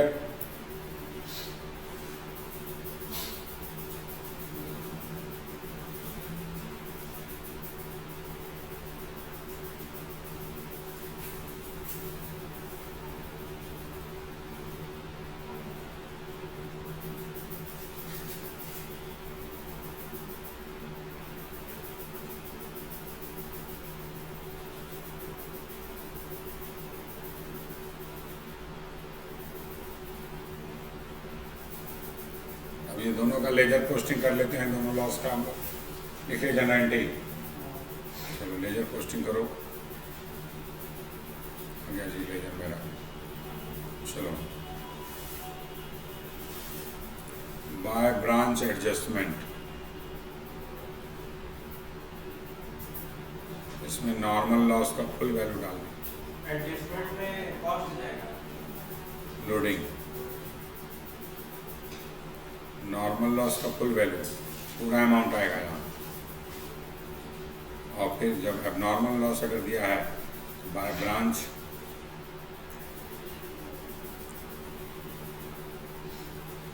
एडजस्टमेंट में क्या आएगा?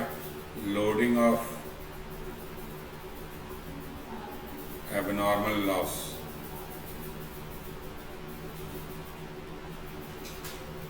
और ब्रांच पीएनएल में जाएगा कॉस्ट प्राइस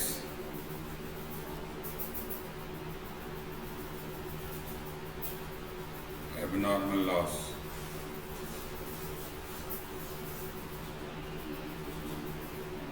ठीक है,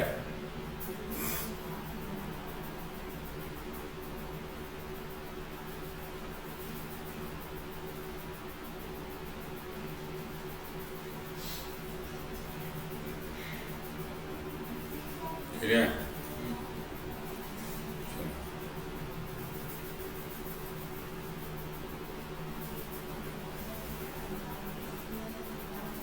देख लिए, अब कुछ एग्जाम्पल हम आपको दे देते हैं कि भाई एबनॉर्मल लॉस में किस किस टर्म को हम एबनॉर्मल लॉस मानेंगे। एबनॉर्मल लॉस में आपका आ जाएगा जैसे लॉस इन ट्रांजिट, क्वेश्चन में लिखा हुआ है, अगर ये एग्जाम्पल हो गया, loss in transit, loss by theft, चोरी हो गया, लॉस बाय पिलफरेज,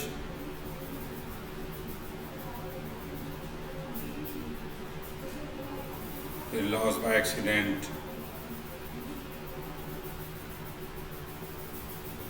ठीक है, लॉस ड्यू टू लीकेज, ठीक है ना। जनरली लॉस को हम लोग एबनॉर्मल ही मान के चलते हैं जब तक लिखने दे क्वेश्चन में कि due to nature of goods लिख दिया या लिख दिया लॉस नॉर्मल है, जनरली हम उसको एबनॉर्मल ही मान के चलेंगे। लिख देगा कि loss due to nature of goods तो वो नॉर्मल होगा, या लिख दिया लॉस नॉर्मल है तो नॉर्मल होगा, ठीक है, हम उसको नॉर्मल मान रहे हैं। जस्ट एग्जांपल मैंने आपको दिया, ये फॉर्मेट आपका यहाँ हो गया, ठीक है, ये लिख लिए हम लोग यहाँ। ऑलमोस्ट सारा ट्रांजेक्शन हम लोग हर तरह का देख लिए, गुड्स रिसीव देख लिए, गुड्स सेल देख लिए, फिर गुड्स ट्रांसफ़र देख लिए, गुड्स डैमेज देख लिए, ठीक है, हर तरह का देख लिए हम लोग, गुड्स इन ट्रांजिट भी देख लिए, ठीक है। तो हर तरह का लेजर हम लोग समझ लिए। अब इसको बैलेंस कर देंगे बाय बैलेंस CD, तो ये आपका क्लोजिंग स्टॉक निकल जाएगा। हाँ, अब एक चीज़ और समझ लेते हैं, अगर क्लोजिंग स्टॉक क्वेश्चन में पहले से दिया हुआ है, पहले से ही दिया हुआ है, यहाँ दे दिया है, मान लो 2000 दिया हुआ था, हम लिख दिए 2000, बैलेंस जो है तब भी निकल रहा है डेबिट में, बैलेंस फिर भी निकल गया डेबिट में, जब सारा अमाउंट सारा एकदम सही है, कोई गलती हमने नहीं किया बनाते समय, ठीक है। और बैलेंस जो था लिख दिए क्लोजिंग, बैलेंस डेबिट में निकल रहा है, तो उसको बोलेंगे सरप्लस। अगर मान लो वही बैलेंस फिर क्रेडिट में निकल गया, बैलेंस डेबिट में ना निकल गया, उसको बोलेंगे शॉर्टेज,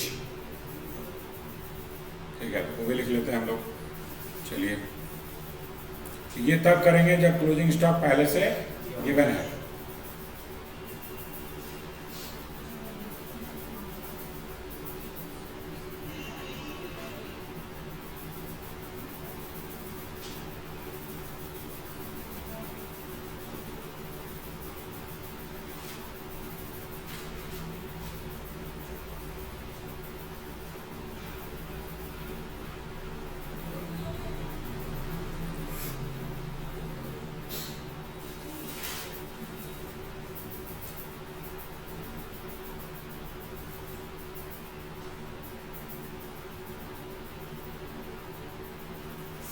या तो गिवन है या क्लोजिंग स्टॉक जीरो है ही नहीं, जीरो लिख दिया है क्लोजिंग स्टॉक, ठीक है।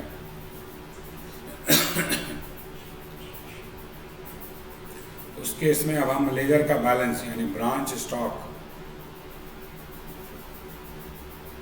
बैलेंस जब किए तो comes out in debit side. Balance जो है डेबिट में निकल रहा है, यानी क्रेडिट का टोटल ज़्यादा है डेबिट से। बैलेंस डेबिट में कब निकलेगा? जब क्रेडिट का total is more than debit, तभी निकलेगा बैलेंस डेबिट में। तो comes out in debit side, तो इसको बोलेंगे इज नोन एज सरप्लस। और सरप्लस को हम ट्रांसफ़र कर देंगे ब्रांच एडजस्टमेंट में, transfer to branch adjustment account, branch adjustment account, ठीक है। और इसके लिए जनरल एंट्री क्या बन जाएगा? Branch adjustment account debit.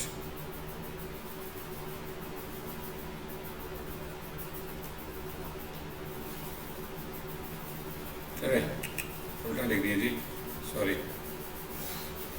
Branch stock account debit, branch stock account debit to branch adjustment account।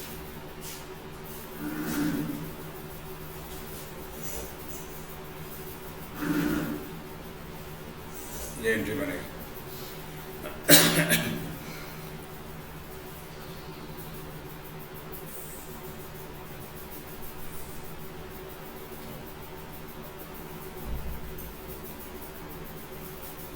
Okay.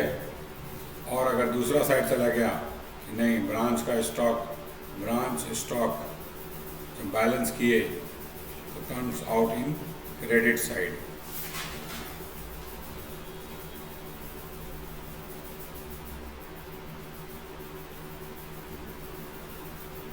Credit side में आया तो इसको नोन एज शॉर्टेज बोलेंगे, इज नोन एज शॉर्टेज।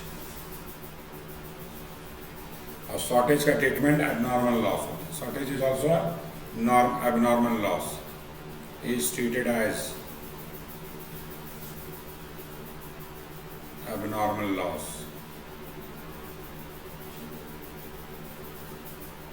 ठीक है। आपको अगर इनवॉइस प्राइस का क्वेश्चन आए, और जनरली इनवॉइस प्राइस का ही क्वेश्चन आता है, ठीक है। तो इनवाइस प्राइस का क्वेश्चन है तो एंट्री क्या बन जाएगा हमारा, branch adjustment account debit branch P&L account debit to branch stock account. यहाँ पर आपको इसका लोडिंग आ जाएगा शॉर्टेज का, और यहाँ कॉस्ट प्राइस आ जाएगा शॉर्टेज का, ठीक है, ब्रांच स्टॉक अकाउंट।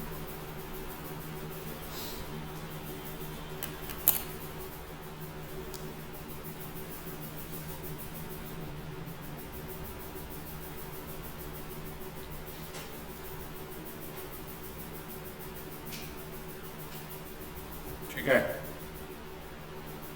तो क्वेश्चन के ऊपर डिपेंड करता है कि अगर ऐसा अनबैलेंस निकलता है कहीं तो उसको हम या तो शॉर्टेज मानेंगे या सरप्लस मानेंगे। डिपेंड करता है, डेबिट में निकलेगा सरप्लस और अगर क्रेडिट में निकला शॉर्टेज। शॉर्टेज अब नॉर्मल लॉस हो गया, कम शॉर्टेज मतलब क्या, घट गया सामान किसी तरह से, रीजन मालूम नहीं है कहाँ से घटा, ठीक है। तो अब नॉर्मल ही मानेंगे उसको, लॉस ही तो हुआ एक तरह का, वो शॉर्टेज यानी कम हो गया कुछ यानी लॉस, ठीक है। इसीलिए वो अब नॉर्मल लॉस ट्रीट होगा और उसके लिए ये एंट्री हमको करना पड़ेगा।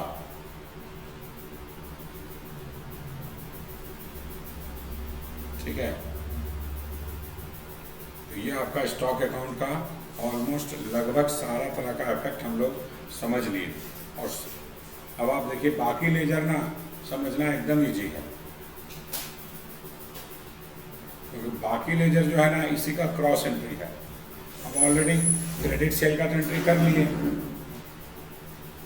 एंट्री किया ना क्रेडिट सेल का भी, सेल्स रिटर्न का भी, तो ऑलरेडी कर चुके हैं एंट्री, ठीक है। तो जब वो कर चुके हैं तो उसका हमको तो केवल क्रॉस एंट्री ना करना है डेटर अकाउंट में। गुड्स एंड टू ब्रांच का हर तरह का सिचुएशन समझ लिए, तो उसका क्रॉस एंट्री ना होगा गुड्स एंड टू ब्रांच में। आप कोई अलग से तो एंट्री बनाने का जरूरत नहीं है, कुछ एंट्री बनेगा जैसे कलेक्शन फ्रॉम डेटर का, बाय डेट का बनेगा, क्योंकि उसका हम लोग अभी स्टॉक, क्योंकि बाय डेट का इम्पैक्ट स्टॉक अकाउंट में नहीं जाता है, ठीक है। जो जो स्टॉक अकाउंट को इम्पैक्ट कर रहा था सारा एंट्री हम लोग लगभग समझ लिए। कुछ एंट्री जनरल एंट्री बचा है जो आपको करना है, ठीक है। तो उससे रिलेटेड जनरल एंट्री क्या है, ठीक है। तो कुछ जनरल एंट्री बचा है, बाकी स्टॉक अकाउंट का सारा एंट्री बन गया हमारा। तो जो कुछ जनरल एंट्री बचा है वो कल हम लोग समझ लेंगे, ठीक है। वो ज़्यादा इम्पोर्टेंट नहीं है, जो झमेला वाला जो था स्टॉक अकाउंट में ही सारा झमेला है, ठीक है। तो वो सारा जनरल एंट्री और उसका लेजर पोस्टिंग भी हम लोग समझ गए। अब अगर यहाँ सरप्लस निकलेगा तो इधर लिखेंगे टू ब्रांच एडजस्टमेंट, सरप्लस का अमाउंट। अगर शॉर्टेज निकलेगा तो इधर पोस्टिंग कीजिएगा, ठीक है। तो जनरल एंट्री कर ही लिए हम लोग। ये इस तरह से आपका